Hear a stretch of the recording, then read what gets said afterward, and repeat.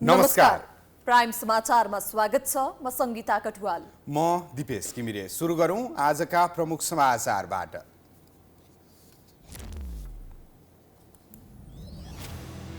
सहकारीले अरबौं रुपैयाँ हिनामिना गरेपछि पीडितहरू हजारौंको संख्यामा एकजुट भएर आन्दोलित। माग पूरा गराउने आश्वासन दिँदै सरकारले गर्यो 7 बुँदे सम्झौता। नेकपा माओवादी केन्द्रको बैठकमा नेतृत्वको आलोचना। संसदीय राजनीतिका नाममा विकृति मौलाएको आरोप। अध्यक्ष प्रचण्डलाई आत्मआलोचना गर्न दबाव। मूल्य वृद्धि र कालोबजारी नियन्त्रणमा सरकार असफल। व्यापारीको मनोमानीले चामलको मूल्य अकासियो। लुट धन्दा चलिरहँदा अनुगमनकारी निकाय मुखदर्शन। पाकिस्तानको बलुचिस्तान प्रान्तमा गोली चल्दा 4 जनाको मृत्यु, दर्जनौं घाइते। हात हतियारमा कडाई नगर्दा समाज असुरक्षित बनेकोमा स्थानीयको आपत्ति। र श्रीलङ्कामा इमर्जिङ टिम्स एसिया कपमा सहभागिता जनाएर नेपाली राष्ट्रिय क्रिकेट टोली स्वदेश फिर्ता। ब्याटिङमा ध्यान दिनुपर्ने कप्तान पौडेलको प्रतिक्रिया।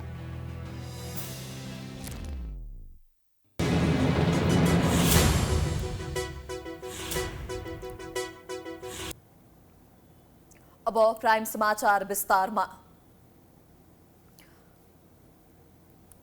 सहकारी पीडितहरूले 2 महिनादेखि लगातार माइतीघर मण्डलामा धरना दिँदा समेत सरकारले सुनवाई नगरेपछि बिहीबार विशाल प्रदर्शन गरेका छन्। झण्डै 100 सहकारीका हजारौं पीडितहरूले आफ्नो बचत फिर्ता माग्दै गरेको प्रदर्शनमा प्रहरीले भने दमन गरेको छ। फरार सञ्चालकलाई संरक्षण गरेर सरकारले आफूमाथि दमन गरेको भन्दै सहकारी पीडित थप आक्रोशित बनेका छन्।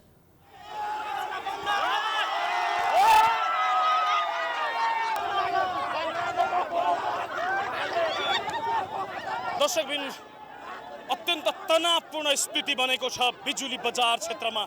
सहकारी पीडित र प्रहरी बीचको दोहोरो झडप भइराखेको छ। यहाँ बचत फिर्ता माग्दै प्रदर्शनमा उत्रिएका सहकारी पीडित र प्रहरी बीच बबरमल क्षेत्रमा भएको झडपको दृश्य हो यो। अरबौं रुपैयाँ अपचलन गरेर सञ्चालकहरू फरार भएपछि उनीहरूले सञ्चालकलाई पक्राउ गर्न र बचत फिर्ता गराइदिन माग गर्दै माइतीघर मण्डलादेखि बानेश्वर क्षेत्रसम्म प्रदर्शन गरेका छन्। 2 महिनादेखि आन्दोलनमा बस्दा समेत सरकारले नजर नलाएपछि दबाब दिन सडकमा उत्रिएका थिए। तर आफ्नो बचत माग्दै सडकमा उत्रिएका उनीहरूमाथि प्रहरीले भने बीच बाटोमै यसरी दमन गरेको छ।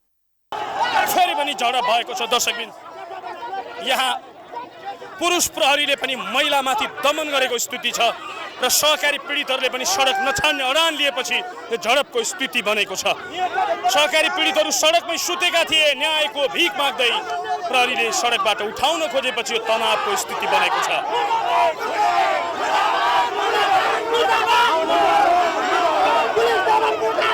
माइतीका ढपक्कै ढाकेका बानेश्वरसम्म फैलिएका उनीहरू सरकारले आफूहरूको कुरा नसुनेको र लुटेराहरूलाई संरक्षण गरेको आरोप लगाइरहेका थिए।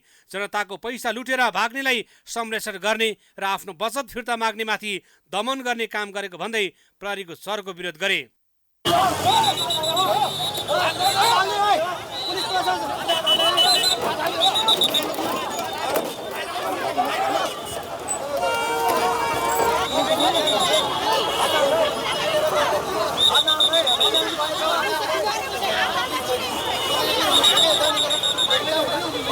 झडप हुनु अघि माइती घरमा उनीहरूले निरन्तर प्रदर्शन गरेका थिए।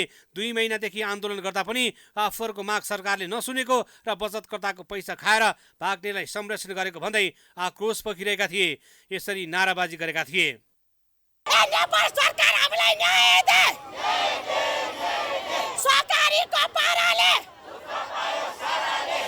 सहकारीको आवरणमा व्यापारीको गिरोहदेखि जनप्रतिनिधिसम्मले जनताको पैसा चिलिम बनाएका छन्।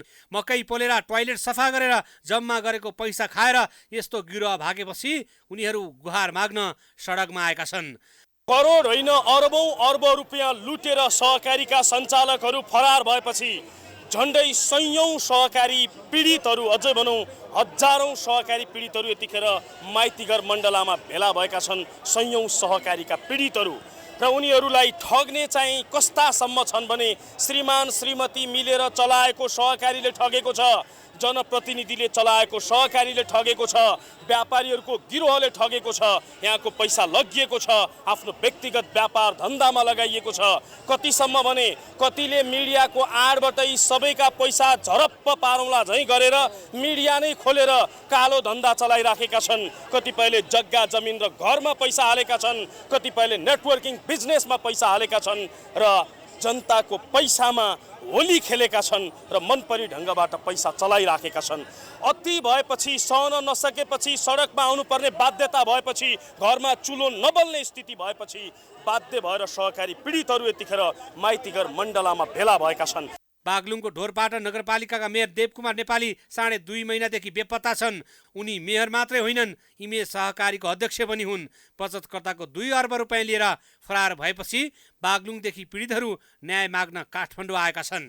लगभग 2 अर्ब बराबरको सम्पत्ति अहिलेका बहालवाला मेयर, ढोरपाटन नगरपालिकाका बहालवाला मेयर र इमेज बचत तथा ऋण सहकारी संस्थाका चाहिँ अध्यक्ष, जसले अत्यन्त सामान्यदेखि अत्यन्त के अरे चाहिँ पीडित, अत्यन्त तल्लो स्तरका जनताहरूको, गिटी कुटेका जनताहरूको, टोयलेट सफा गरेर जम्मा गरेका पैसा राखेका जनताहरूको, किसानहरूको, मजदुरहरूको, सारा एकदमै तल्लो लेभलसम्म पीडित जनताहरूको चाहिँ पैसा पछि केही गरेर खाउँला, त्यही ब्याजले भए पनि घर परिवार चलाउँला, जान चलाउँला भनेर राखेको पैसा खाएर आज लगभग 2 महिनाभन्दा बढी भयो बेपत्ता हुनुहुन्छ। राज्य बेखबर छ।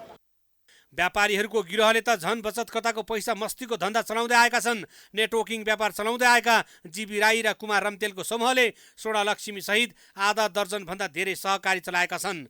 सो सहकारीको पैसा व्यक्तिगत धन्दामा लगाएपछि र अपचलन गरेर भाग्न खोजेपछि आन्दोलित भएका बचतकर्ताले पक्राउ गर्न माग गर्दै माइती घरको यो प्रदर्शनमा सहभागी भएका छन्। स्वर्णलक्ष्मी बहुउद्देश्य सहकारी संस्था भन्ने छ, यसको बहुउद्देश्य छ। कालीमटीमा हेड प्रधान कार्यालय छ, बौद्धमा ब्रान्च छ। बौद्धको ब्रान्चको त साइनबोर्ड पनि उखालेर फालिसक्यो। त्यहाँको चाहिँ सहकारीको मान्छेले के भन्छ, म त अध्यक्ष होइन, मैले त अरूलाई दिइसकेँ भनेर चाहिँ ऊ पन्छिन खोजेछ। स्वर्णलक्ष्मी भनेको चाहिँ त्यसलाई भेट्यो भने मैले के गर्नु छ, मैले खोजिरहेको छु। स्वर्णलक्ष्मी भनेको चाहिँ तपाईँहरूको यो ग्यालेक्सी टिभी चलाउने जीबी राई कुमार रम्तेलहरूको समूह हो। ग्यालेक्सी 4K टिभी पनि हामी घेराउ गर्न जाने प्लान बनाउँदैछौँ। हामी चलाउन दिँदैन। त्यो कहाँ छ, त्यो व्यक्ति कहाँ छ, ल्याएर यहाँ ठिङ्गाउनु पर्यो। सबैको पैसा दिनुपर्छ त्यसले। बचतकर्ताको पैसा अवैध नेटवर्किङ व्यापारमा लगाउने, व्यक्तिगत घर जग्गा किन्ने, विदेशमा थुपार्ने, उतै अनेकन धन्दा चलाउने सञ्चालक भएपछि बचतकर्ताको पैसा कसरी सुरक्षित हुन्छ? यस्तै सञ्चालकका कारण आज सयौं सहकारी सङ्कटमा फँसेका छन्। यिनकै कारण आज बचतकर्ताहरू रुँदै सडकमा आएका छन्। उनीहरू भनिरहेका छन् सहकारीको पैसा लुटेर भाग्ने सञ्चालकहरू समातियोस् र उनीहरूको जायजता बेचेर हाम्रो बचत फिर्ता गरियोस्। यसैबीच आन्दोलनरत सहकारी पीडित र सरकार बीच 7 बुँदे सहमति भएको छ। भूमि व्यवस्था, सहकारी तथा गरिबी निवारण मन्त्री रञ्जिता श्रेष्ठ र आन्दोलनरत सहकारी पीडित बचतकर्ता महासङ्घ बीच सहमति भएको हो। माग सम्बोधन गर्ने विषयमा सहमति भएको बुझिएको छ। सहमतिपछि आन्दोलनरत सहकारी पीडितहरूले आजदेखि माइतीघर मण्डलामा जारी अनसन र धरना स्थगन गरेका छन्। सहमति अनुसार सहकारीले क्षेत्रको सुधारका लागि सुझाव दिन सहकारी क्षेत्र सुधार सुझाव कार्यदलमा बचतकर्ता सदस्यको अधिकतम हित संरक्षण गर्ने उद्देश्यले 3 जनासम्म प्रतिनिधि आमन्त्रित सदस्यको रूपमा समावेश गरिनेछ। त्यस्तै सहकारी संस्थामा देखिएका विकृति विसङ्गति हटाई सहकारी क्षेत्रको सुधार गर्न विद्यमान कानुनी व्यवस्थाभित्र तत्काल सुधार गर्न सकिने र कानुन संशोधन गर्नुपर्ने भए सो विषयमा समेत तत्काल मन्त्रालय, सहकारी विभाग र समस्याग्रस्त व्यवस्थापन समितिबाट आवश्यक गृह कार्य अघि बढाउने सहमति गरिएको छ। सहकारी संस्थाका बचतकर्ताहरूको बचत फिर्तालाई सुरक्षा प्रदान गर्न तत्काल बचत तथा कर्जा सुरक्षण कोष स्थापनाका लागि मन्त्रालयले तत्काल कार्य प्रक्रिया अघि बढाउने सहमतिमा उल्लेख गरिएको छ।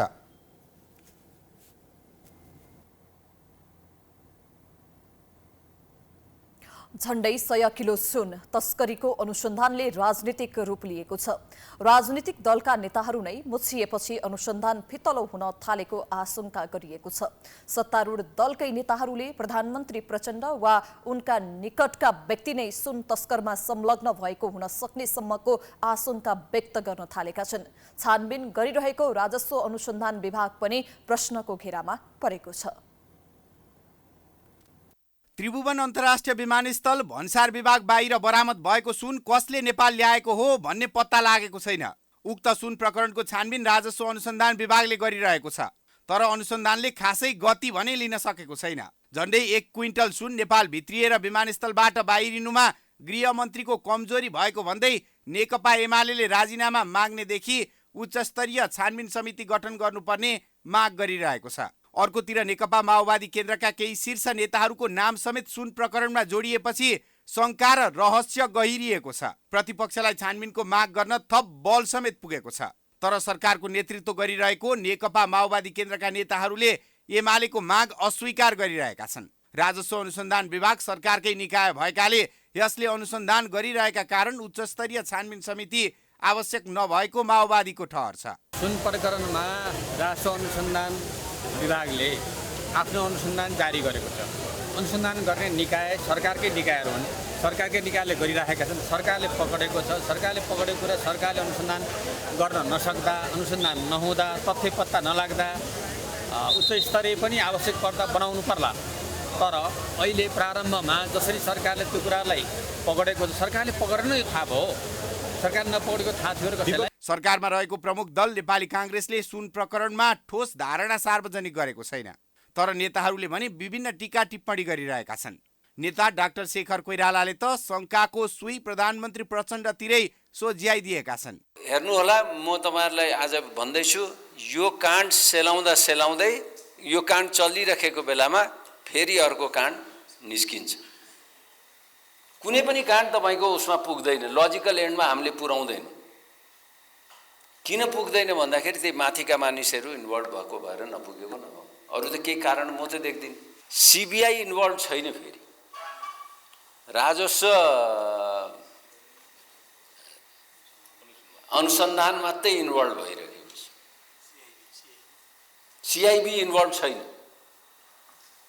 त्यो चाहिँ इन्ट्रेस्टिङ कुरा भइरहेको छ। सुन तस्करीमा सङ्गठित अपराध, अन्तर्देशीय अपराध, आतंकवाद लगायत विषय पनि जोडिने भएकाले प्रहरीको छुट्टै अनुसन्धान हुनुपर्ने गृह मन्त्रालयको दाबी रहे पनि प्रहरीलाई भूमिकाविहीन बनाइएको छ। विभागले प्रधानमन्त्री प्रचण्डसँग समन्वय गरी अनुसन्धान गरिरहेको दाबी गरेको छ। गृहमन्त्री नारायण काजी श्रेष्ठले अनुसन्धानमा प्रहरीलाई पनि सहभागी गराउन चाहेका थिए, तर प्रधानमन्त्रीले राजस्व अनुसन्धान विभागबाटै यो मुद्दा टुङ्ग्याउनु पर्ने भन्ने धारणा राखेपछि गृहमन्त्रीले चासो नै दिन छाडेका छन्। सुन तस्करी राजस्व छलीको विषय भएको भन्दै विभाग आफैले मात्र अनुसन्धान गरिरहेको छ। प्रधानमन्त्री प्रचण्डका निकट व्यक्ति भनिएका विभागका महानिर्देशक नवराज ढुङ्गानाले अनुसन्धानमा दोषी देखिएका जो कोहीलाई पनि नछाड्ने बताएका छन्। हामी यो अनुसन्धानलाई निष्कर्षमा पुर्याउनको लागि र यसका वास्तविकताहरूलाई जनमानसमा ल्याउँदै यसका वास्तविक अपराधीहरूलाई कानुनको कठघरामा उभ्याउनको लागि हामी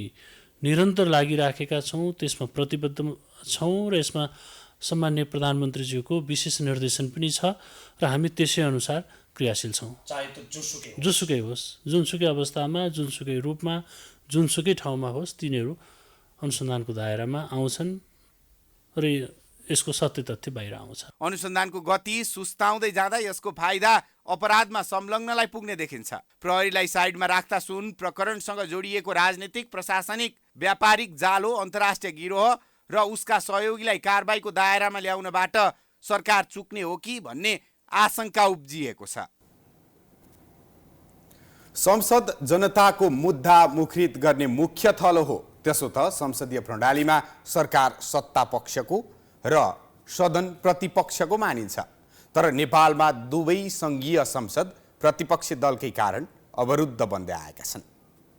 तस्करी प्रकरणमा उच्च स्तरीय छानबिन समिति बनाउन माग गर्दै नेकपा एमाले अवरोध गर्दा लामो समयदेखि प्रतिनिधि सभा र राष्ट्रिय सभा प्रभावित रहँदै आएका छन्। बिहीबार पनि राष्ट्रिय सभा बैठक सुरु हुने बित्तिकै एमालेका सांसदहरूले उठेर विरोध जनाए। सो क्रममा एमाले सांसद भैरव सुन्दर श्रेष्ठले सुन प्रकरणमा सत्य तथ्य छानबिनका लागि उच्च स्तरीय समिति बनाएर संसद राम्रोसँग चल्ने वातावरण बनाउनु पर्ने बताए। सुन तस्करी प्रकरणलाई एमाले टुलु हेरेर बस्ने पक्षमा नरहेको भन्दै उनले उच्च स्तरीय छानबिन समिति नबनाएसम्म कार्यसूचीमा रहेका विषयलाई अघि नबढाउन आग्रह गरे। श्रेष्ठले पछिल्लो सुन तस्करी प्रकरणमा देखिएको घटनाक्रम हेर्दा सरकारमा रहेका व्यक्तिहरूको संलग्नता र सेटिङ भएको देखिएको आरोप लगाए। सुन तस्करसँग राजनीतिहरूको सेटिङ भएको छ भन्ने कुराहरू यी सबै प्रमाणले पुष्टि भएको छ। यसले गर्दाखेरि म सम्माननीय अध्यक्षज्यूलाई के भन्न चाहन्छु भन्दा म धेरै समय लिन त चाहन्न। नेकपा एमाले यी सबै कुराहरूलाई ठुलो हेरेर बस्ने पक्षमा छैन। हामी पनि सदनमध्ये कहिले सत्तापक्ष कहिले प्रतिपक्ष भएका चाहिँ छौँ। यी कुराहरूको तथ्य सत्य छानबिनका निम्ति उच्च स्तरीय समिति बनोस्। राष्ट्रिय सभाका अध्यक्ष गणेश प्रसाद तिमिल सिन्हाले छलफल र वार्ताबाट यस विषयमा निकास निकाल्न सम्बन्धित पक्षलाई आग्रह गर्दै आएका छन्। उनले सहज रूपमा बैठक सञ्चालन गर्ने वातावरण बनाउन पनि प्रतिपक्षी दललाई पटक पटक आग्रह गरेका थिए। संवादबाट यस्ता समस्याहरू समाधान गर्नुपर्ने हुन्छ। म सम्बन्धित सबै पक्षहरूलाई, राजनीतिक दलहरू, सरकार यसलाई अलि वार्तालाई जोड दिँदै एउटा निकासमा पुग्नको लागि पनि म आग्रह गर्दछु। राष्ट्रिय सभाका अध्यक्ष तिमिल सिन्हाले पटक पटक आग्रह गर्दा पनि एमाले सांसदहरूले उठेर विरोध जनाएपछि साउन 22 गतेसम्मका लागि बैठक स्थगित गरिएको छ। यता प्रतिनिधि सभा बैठक पनि एमालेकै अवरोधका कारण साउन 22 गतेसम्मको लागि स्थगित गरिएको छ। दुवै संघीय संसद अवरुद्ध हुँदा जनजीविकाको मुद्दा अलपत्र पर्दै आएका छन्। राजनीतिक मुद्दामा विवाद हुँदा सदन नै अवरुद्ध गर्दै आएका दलहरूले आफ्नो रणनीति परिवर्तन गर्न आवश्यक देखिन्छ।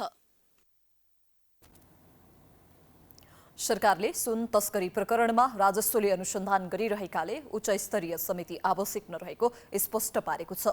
मन्त्री परिषदका निर्णय सार्वजनिक गर्न बिहीबार सिंहदरबारमा पत्रकार सम्मेलन गर्दै सरकारका प्रवक्ता रेखा शर्माले करिब 100 केजी सुन पक्राउ गरिएको विषयमा प्रधानमन्त्री तथा मन्त्री परिषद कार्यालय मातहतको राजस्व अनुसन्धान विभागबाट प्रभावकारी छानबिन भइरहेकाले उच्च स्तरीय समिति आवश्यक नरहेको स्पष्ट पारेकी हुन्। सरकार यस घटनाको जरासम्म पुग्न लागेकाले उच्च स्तरीय छानबिनको आवश्यकता नदेखिएको उनको भनाइ छ।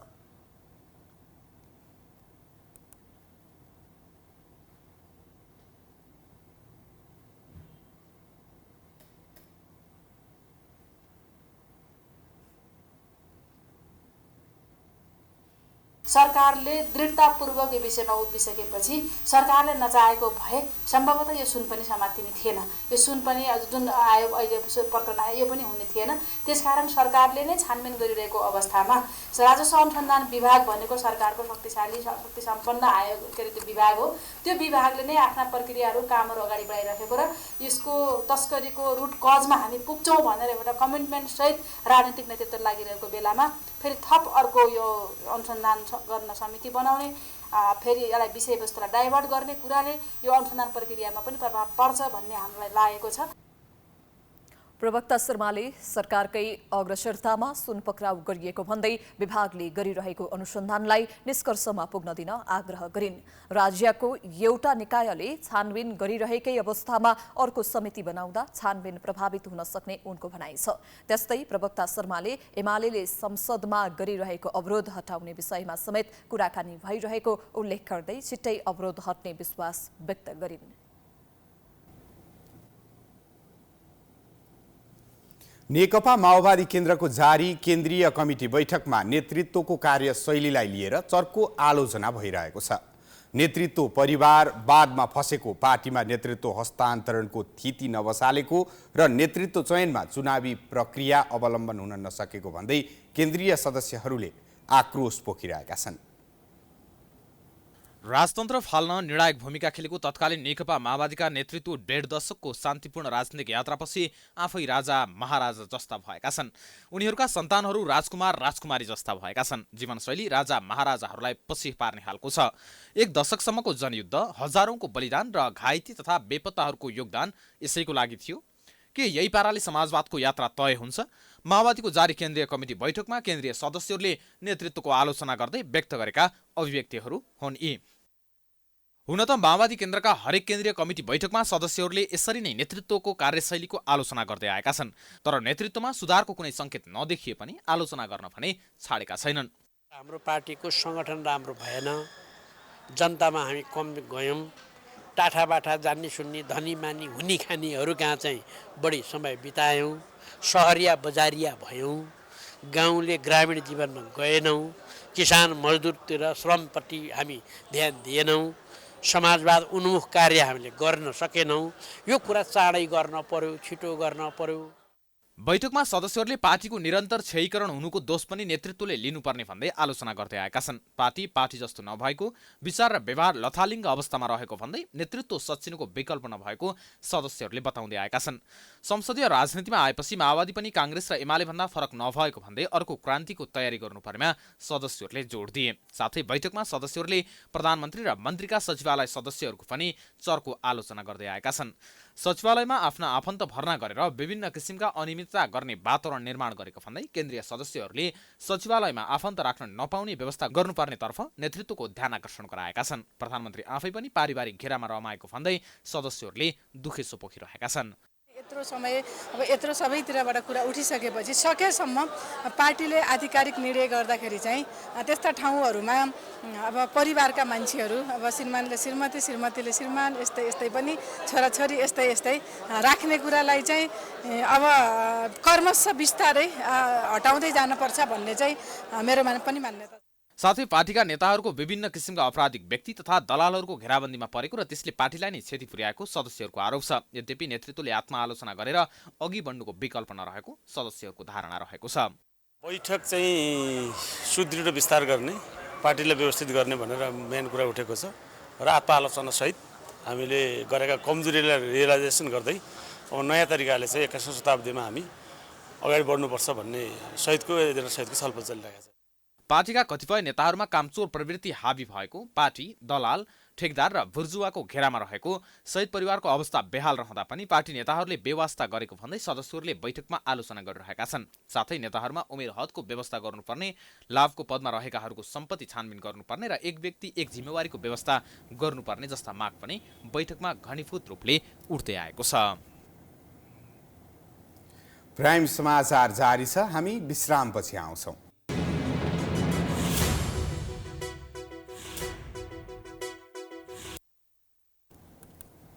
विश्रामपछि स्वागत छ। अब बाँकी समाचार।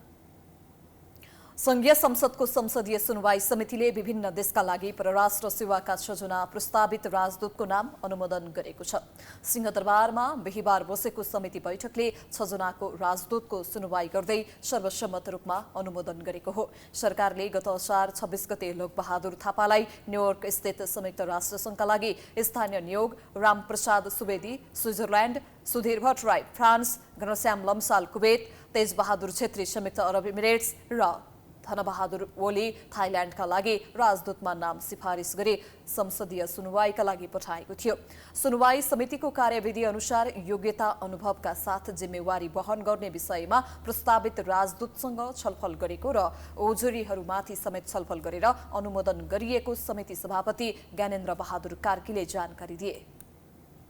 नेपाल सरकार मन्त्रिपरिषदको मिति 2080-326 को निर्णय अनुसार विभिन्न मुलुकमा राजदूत तथा स्थायी प्रतिनिधिको पदमा नियुक्तिका लागि गैर बमोजिमका व्यक्तिको नाम प्रस्ताव गरी संसदीय सुनवाई समितिको निमित्त यस समिति समक्ष मिति 2080-4-1 मा परराष्ट्र मन्त्रालयबाट प्राप्त भएको थियो।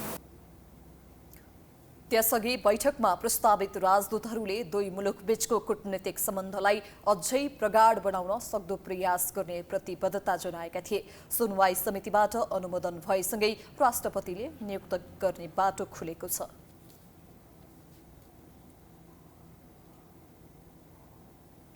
केही दिन अघि भारतले चामल निर्यातमा प्रतिबन्ध लगायो। भारतको यो निर्णयपछि व्यापारीहरूले चामलको मूल्य आफू खुसी निर्धारण गरिरहेका छन्।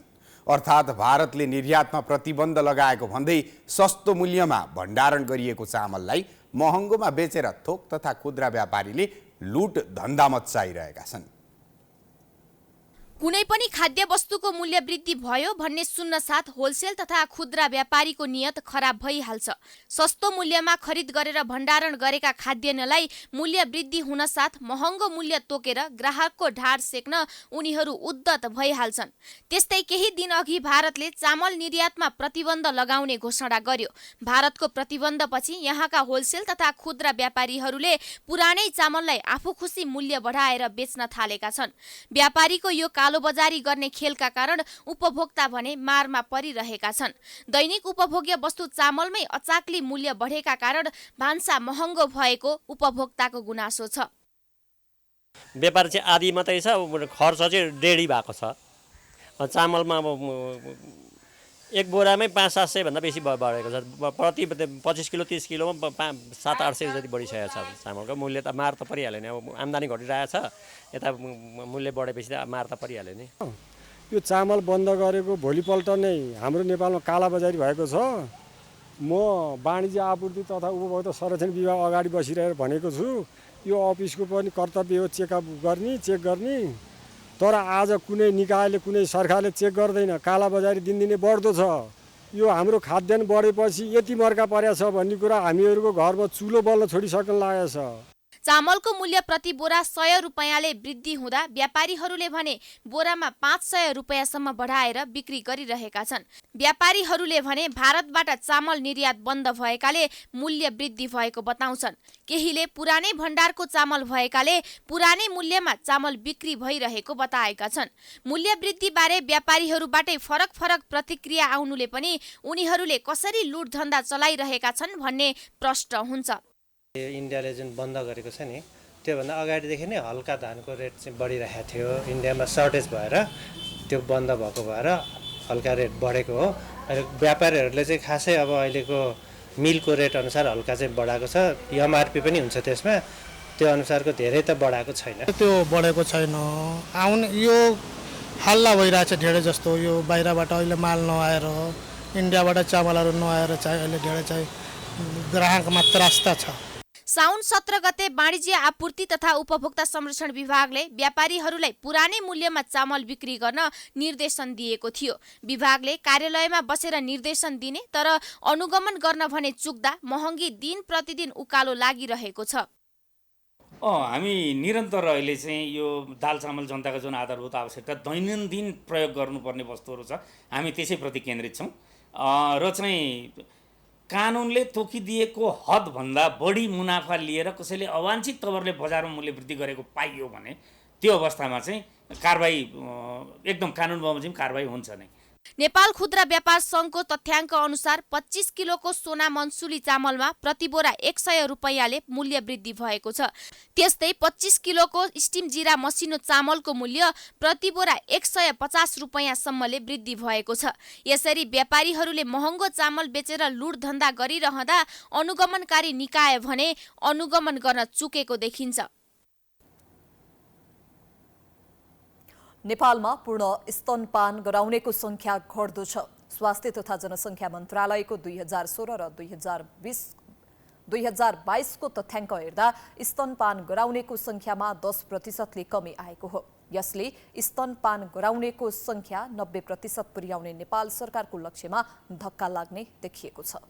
शिशुका लागि आमाको दूध अमृत समान मानिन्छ, तर पछिल्लो समय आमाहरूले दूध नआएको भन्दै बट्टाको दूध वा लिटो खुवाउने प्रविधि बढ्दै गएको छ। यसले गर्दा शिशुको जीवन समेत जोखिममा पर्न सक्ने पोषणविदको भनाइ छ।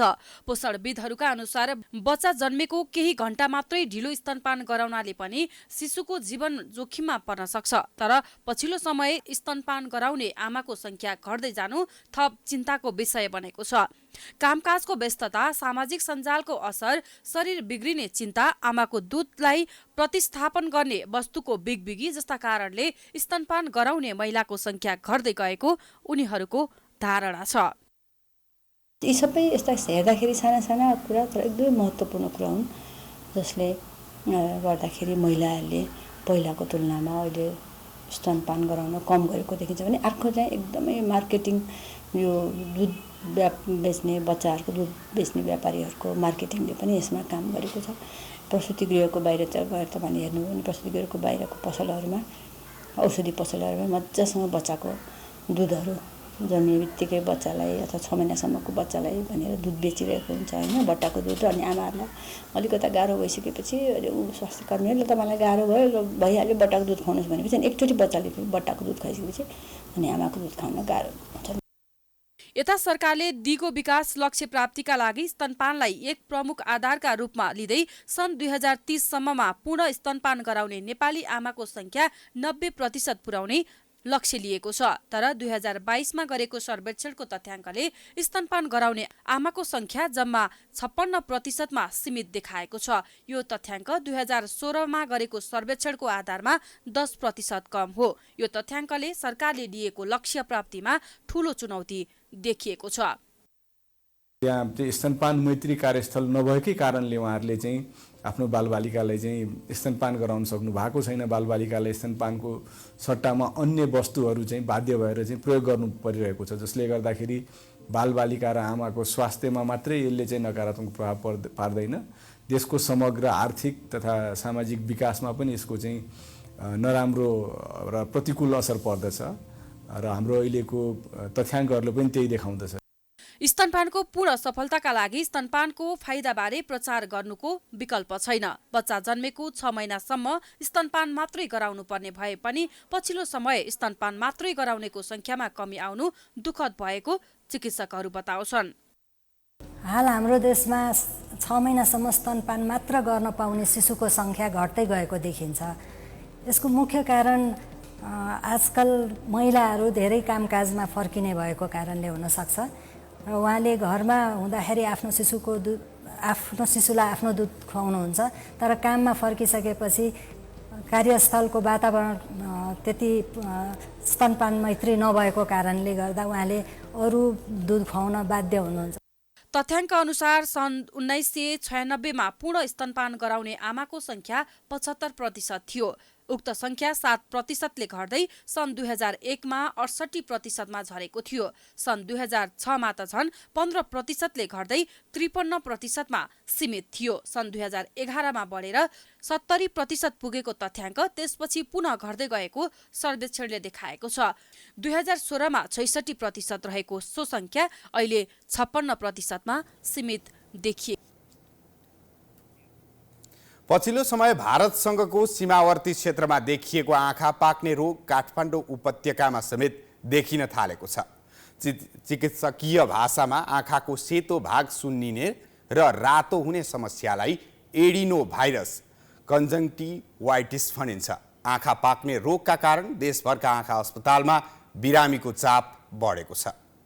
पछिल्लो केही दिन यता आँखा पाक्ने रोग देशैभर फैलिँदै गएको छ। एडिनो भाइरस कन्जक्टिभाइटिस संक्रमण हुँदा गुलाबी वा रातो देखिने, चिलाउने, पोल्ने, पानी बग्ने, चिप्रा लाग्ने लगायतका लक्षण देखिन्छन्।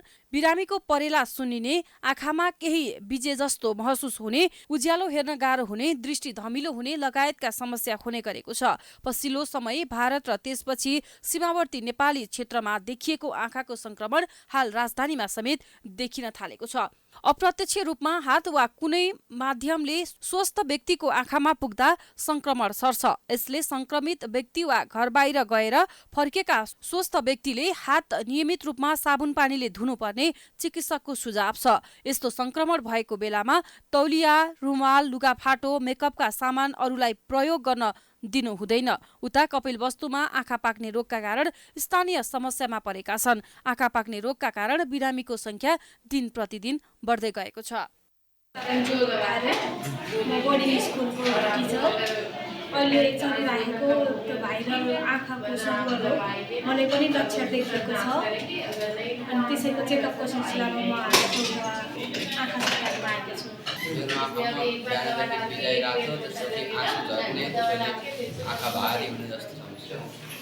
तौली हवा आँखा अस्पतालमा दैनिक 50 देखि 70 जना आँखा पाक्ने बिरामी आउने गरेको अस्पतालले जनाएको छ। कपिलवस्तुमा मात्र पछिल्लो समय 300 भन्दा बढीमा आँखा पाक्ने रोग देखिएको चिकित्सकको भनाइ छ। तौलिया आँखा अस्पतालमा चाहिँ अब नेपालमा जस्तै है नेपाल र भारतमा जस्तै नेपालमा तौलिया आँखा अस्पतालमा पनि प्रत्येक दिन हाम्रो 50 देखि 70 को बिचमा आँखा पाक्ने जस्तो अहिले भाइरल कन्जन्क्टिभाइटिस भन्छ हाम्रो चाहिँ हैन त्यो बिरामीहरू म्याक्सिमम देखिराखेको छ है। अब यो भन्नुपर्दा हामीले अब धेरैजनाको के छ भने सोचाइ भन्दाखेरि बच्चा अब स्पेसिफिक केही ग्रुपलाई मात्रै हुन्छ भन्ने पनि छैन, बच्चादेखि बुढा सबैलाई भइराखेको छ है। अनि हामीले लगभग अहिलेसम्म 200-300 भन्दा माथि नै बिरामी हामीले यो कन्जन्क्टिभाइटिस केसहरू हेरिसक्यौँ है। आँखा पाक्ने रोग विशेष गरी केटाकेटीहरूमा बढी देखा परेको छ। रोगको लक्षणका अनुसार आँखा रातो हुने, चिलाउने, आँखाबाट रगत मिसिएको, आँसु आउने, ज्वरो आउने, घाँटी दुख्ने लगायतको समस्या हुने गरेको बिरामीहरूले जनाएका छन्। चिकित्सकका अनुसार संक्रमण सामान्यतया 7 देखि 10 दिनसम्म रहन्छ, तर कसै-कसैमा भने जटिल बनेर आँखाको कोर्नियामा समेत असर पर्न सक्ने भन्दै संक्रमण देखिन साथ उपचार प्रक्रियामा जान चिकित्सकले सुझाव दिएका छन्। धनुषाको जनकनन्दनी गाउँपालिका स्थित एक विद्यालयमा लाखौं रुपैयाँ भ्रष्टाचार भएको आरोप लागेको छ। जनकनन्दनी गाउँपालिका 4 स्थित खजुरी मावि चनहाका प्रधानाध्यापक हरिलाल सहनीले विद्यालयको भवन निर्माणका लागि आएको बजेट विभिन्न शीर्षकमा निकासा गरी अन्यन्त्र प्रयोग गरेको खुलासा भएको छ। धनुषाको जनकनन्दनी गाउँपालिका 4 स्थित खजुरी मावि चनहाका प्रधानाध्यापक हरिलाल सहनीले विद्यालयको भवन निर्माणका लागि आएको लाखौं बजेट दुरुपयोग गरेको आरोप छ। विद्यालयमा 1.5 दशक भन्दा लामो समय प्रधानाध्यापक भई काम गरेका सहनीले विभिन्न शीर्षकमा लाखौं रुपैयाँ हिनामिना गरेको विद्यालय व्यवस्थापन समितिले आरोप लगाएको छ। विद्यालयको भवन निर्माणमा आएको बजेट दुरुपयोग भएको भन्दै केही दिन पहिले अभिभावक तथा विद्यालय व्यवस्थापन समिति पक्षले विद्यालयमा प्रदर्शन समेत गरेका थिए। प्रधानाध्यापक सहनीले विभिन्न क्षेत्रमा गरी 1 करोड भ्रष्टाचार गरेको विद्यालय व्यवस्थापन पक्षको आरोप छ। विद्यालय व्यवस्थापन समितिका अध्यक्ष दासका अनुसार प्रधानाध्यापक सहनीले विद्यालयमा भएको खर्चका बारेमा हिसाब किताब समेत नदिने गरेको गुनासो गरेका छन्। दासका अनुसार विद्यालयमा आउने हरेक शीर्षकको रकममा भ्रष्टाचार हुने गरेको छ। त्यस्तै राष्ट्रपति शैक्षिक सुधार योजना अन्तर्गत आएको रकम काम सुरु हुनु अगावै 29,50,000 निकाली अन्य ठाउँमा दुरुपयोग भएको आरोप छ। टॉयलेट में अपने जाकर देखो कितने गंदा कर दे छे, जब तक वही में वही ढंग से रखते तो ओनाते हेबे होते व्यवस्थित नहीं रहते तो बेंच सब देखे कते तोड़ कर सभी ट्यूशन पढ़ा करते जिम्मेवार लिए पढ़ले नहीं कि ट्यूशन पढ़वे छी अपना ला हम सब निःशुल्क ट्यूशन ये शुरू करला करे छिए और ई सब हमरा और के जते काज करला ये करे छी विद्यार्थी के हक हित में उ सब काजे करे के मौके नहीं दे रहल छी। त्यस्तै प्रधानाध्यापक सहनीमाथि खेलकुद शीर्षकमा आएको 10 लाख समेत कुनै खेलकुदका सामग्री नकिनी खर्च गरेको आरोप छ। विद्यालयमा भएको खर्च र भ्रष्टाचारका विषयमा निरन्तर आवाज उठाए पनि कुनै सुनवाई नभएको भन्दै विद्यालय व्यवस्थापन समितिले अख्तियार दुरुपयोग अनुसन्धान आयोगमा समेत उजुरी दिएको छ। खेलकूद के लागि 10 लाख रुपया आयल छले, उहो जैसे मतलब कत है किनको के सामान नहीं आयल है, लेकिन उहो पैसा जैसे खा गेल छै। दीवा खादा ई सब जैसे पूरे के पूरे चौपट कर देने से। कंप्यूटर अहाँ के 2 थान कंप्यूटर जे एको थान कंप्यूटर नहीं मिले आ वीडियो हमरा सब ल छै जे कंप्यूटर हमरा से हरिलाल सहनी सर के घर में यूज होय छले। अभिभावक के नाता से ई चीज के जे छै भ्रष्टाचारी करे हम बार 11 वर्ष से हम आवाज एटम उठाबि रहल छलिए, कहियो दलित छात्रवृत्ति के तो कहियो जे है से आगे पठन पाठन के तो बराबर जे है से हम अहाँ के एठाम आवाज उठाबि। यता प्रधानाध्यापक सहनीले आफूलाई काम गर्न नदिएको र लगाएको सम्पूर्ण आरोपहरू झुट भएको दाबी गरेका छन्। विद्यालयको रकम हिनामिना गरेको पुष्टि गर्न सहनीले चुनौती समेत दिएका छन्। उनले बैंकबाट निकालिएको सम्पूर्ण रकम काम गर्ने ठेकेदार र निर्माण सामग्री खरिदमा प्रयोग भएको बताएका छन्। आप सर हिसाब दिए के लिए सर महाविवाद हिसाब दिए सर तो विवाद खड़ा कर दे, हिसाब दिए नहीं अपने एक दिन 8 बजे 11 बजे दिन सर 8 बजे रात तक हिसाब दिली सर ओहिमे फिर चेक छीना फाराफारी कर देलकै त हम सब हिसाब समेट लेली अरे अहाँ सुन एना करबे हिसाब केना हो। विद्यालयमा भएको अनियमितताका बारेमा सत्य तथ्य छानबिन गर्न अभिभावक तथा स्थानीयले माग गरेका छन्। विद्यार्थीको भविष्य जोडिएको शिक्षा जस्तो संवेदनशील क्षेत्रमा उठेका प्रश्नका बारेमा सत्य तथ्य छानबिन हुन जरुरी देखिन्छ। प्राइम टेलिभिजनका लागि धनुषाबाट चाँदनी झाको रिपोर्ट। प्राइम समाचारको सिलसिला जारी छ, हामी विश्रामपछि आउँछौं।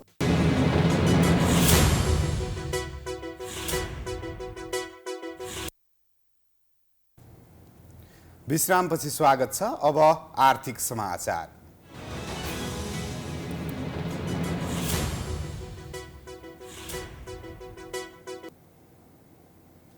नेपाली ई कमर्स प्लेटफर्म दराजले ग्राहकहरूको सिप र अनुभवलाई सरल बनाउन सञ्चालित च्याटबट अक्स दराज लन्च गरेको छ।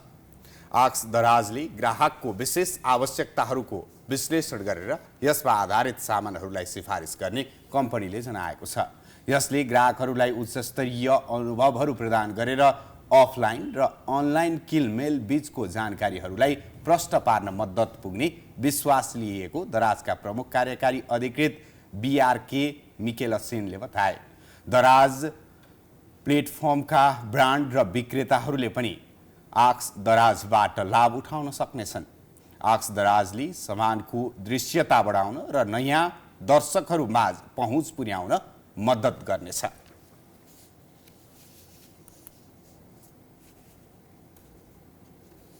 फोन पेले फोन पे गर्ने हो, बिजुलीको बिल तिर्दा आइफोन 13 जित्ने हो नामक योजना अन्तर्गत एक भाग्यशाली विजेताको घोषणा गरेको छ। उक्त योजना गत ज्येष्ठ महिनाभरि लागू गरिएको थियो। काठमाडौँ स्थित नेपाल विद्युत प्राधिकरणको कार्यालयमा श्रावण 11 गते यस योजनाका भाग्यशाली विजेता अनुप सिकर्मीलाई आइफोन हस्तान्तरण गरिएको थियो। यस योजनाले हजारौंको संख्यामा ग्राहकहरूको सहभागिता देख्नुको साथै देशव्यापी रूपमै सकारात्मक प्रतिक्रिया प्राप्त गरेको थियो। यस योजनामा आफ्नो सहभागिता जनाउन ग्राहकहरूले तोकिएको अवधिभर बिजुलीको बिल तिर्दा आफ्नो मोबाइल ब्याङ्किङ एपमा गई फोन पेको बिल भुक्तानी सेवा प्रयोग गर्नुपर्ने शर्त लागू गरिएको थियो। अब खेलकुद समाचार।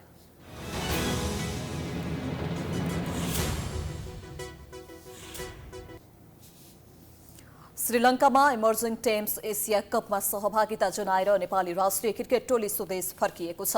बिहीबार स्वदेश फर्किएको नेपाली राष्ट्रिय क्रिकेट टोलीलाई त्रिभुवन विमानस्थलमा क्यानका पदाधिकारीले स्वागत गरेका थिए। स्वदेश फर्किएपछि राष्ट्रिय क्रिकेट टिमका कप्तान रोहित पौडेलले राम्रो अनुभव हासिल भएको बताए। अहिले नेपाली टिमले ब्याटिङमा ध्यान दिनुपर्ने देखिएको उनको भनाइ छ। पछिल्लो अनुभवले आगामी एसिया कपमा धेरै मद्दत पुग्ने पौडेलले बताए।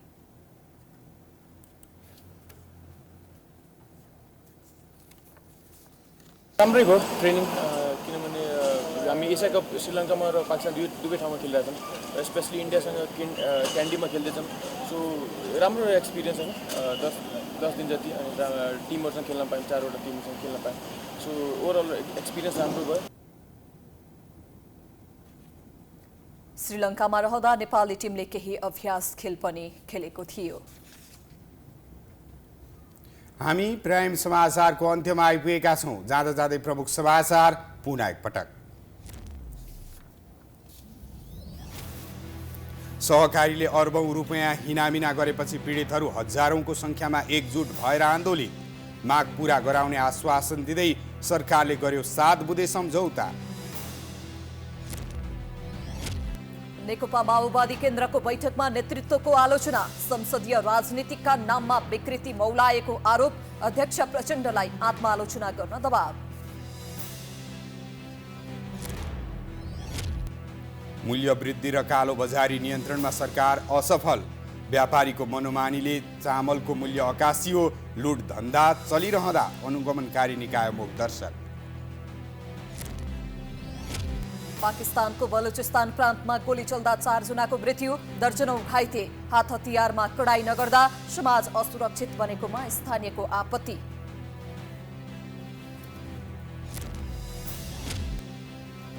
र श्रीलङ्कामा इमर्जिङ टिम्स एसिया कपमा सहभागिता जनाएर नेपाली राष्ट्रिय क्रिकेट टोली स्वदेश फिर्ता। ब्याटिङमा ध्यान दिनुपर्ने कप्तान पौडेलको प्रतिक्रिया। प्राइम समाचार अहिलेलाई सकियो। यसपछिको प्रस्तुति जनता जान्न चाहन्छन् ऋषि धमराको साथमा। हेर्दै गर्नुहोला प्राइम टाइम्स एचडी।